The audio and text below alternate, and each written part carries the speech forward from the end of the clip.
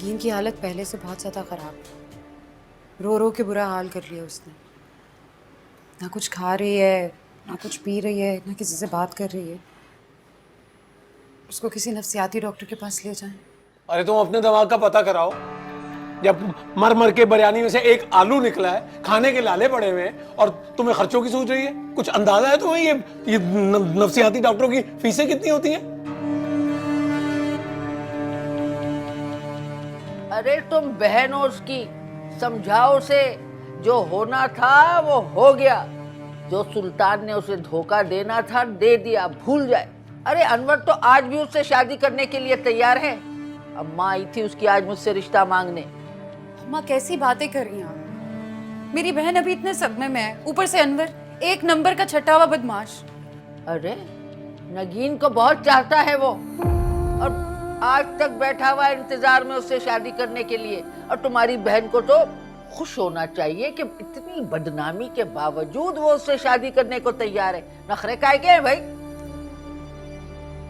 अम्मा खुदा के लिए जुल्म मत करें, तो उसकी जिंदगी बर्बाद हो जाएगी।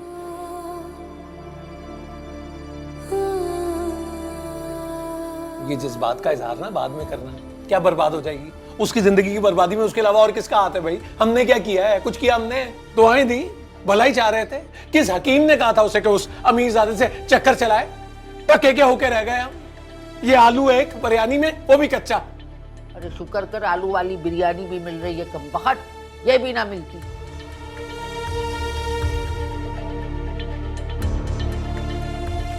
खा ले, मर ले। अब प्याज खा रहा हूँ अम्मा। प्याज खाते चले, प्याज खाने वाली खा, खाना सही से। ये क्या हो रहा है? कहाँ जा रही हो तुम? सुल्तान की दादी से मिलने, उन्हें बताने कि उनके पोते ने मेरे साथ क्या किया। सबको बताऊंगी उसके बारे में, जरूरत पड़ी तो एफआईआर भी करूंगी। नगीन मेरी बात सुनो, इतने बड़े आदमी से टक्कर लोगी? पहले उसने तुम्हारे साथ कम किया जो अब एक नया तमाशा खड़ा करने जा रही हो।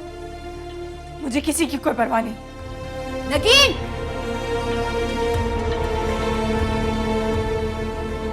अगर तुम्हें मेरी जरा सी भी परवाह है सुल्तान, तो अभी जाओ और उस लड़की से माफी मांगो, वरना समझो कि हमेशा के लिए मैं तुम्हें छोड़कर चली जाऊंगी।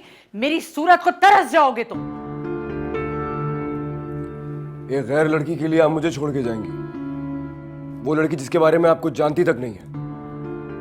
इतनी अहम कब से हो गई वो आपके लिए? अहम तो अब भी तुम ही हो बेटा, लेकिन मैं बर्दाश्त नहीं कर सकती कि मेरा पोता मेरे सामने इतना बड़ा गुनाह करे और मैं उसे सीधी राह भी ना दिखा सकूं। अभी भी कुछ नहीं बिगड़ा सुल्तान, अभी भी वक्त है, अपना लो उसको। एक थप्पड़ का बदला लेने के लिए तुमने उस लड़की की सारी जिंदगी बर्बाद कर दी। उस मासूम लड़की को शादी का झांसा देकर, अगवा कराकर तुम समझते हो कि तुमने अपनी मर्दानगी का सबूत दिया है? यह है तुम्हारी मर्दानगी। इतनी नीच और घटिया हरकत करते हुए तुमने एक दफा भी अपने मर्तबे, अपने खानदान के नाम के बारे में नहीं सोचा। मैंने जो कुछ किया बिल्कुल ठीक किया बीजान। अपने किए पे मुझे कोई रंज या मलाल नहीं है। तो तुम माफी नहीं मांगोगे?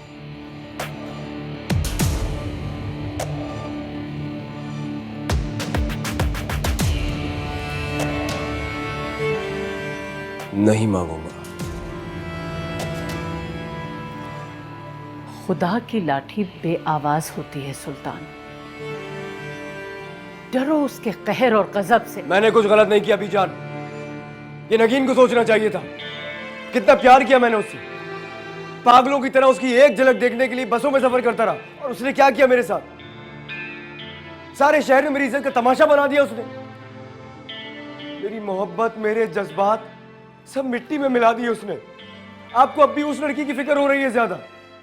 कभी आपने सोचा कि मैंने क्या क्या खोया? जिससे पहली मोहब्बत की उसको तो खोया ही मैंने, साथ साथ अपना मकाम, अपना रुतबा सब खो दिया इस शहर में। आपको कभी लगता है कि मैं जिंदगी में मोहब्बत कर सकूंगा? बोले, आपको उस लड़की की ज्यादा फिक्र है जिसने आपके पोते की जिंदगी को बर्बाद कर दिया बीजान। भाभी जान,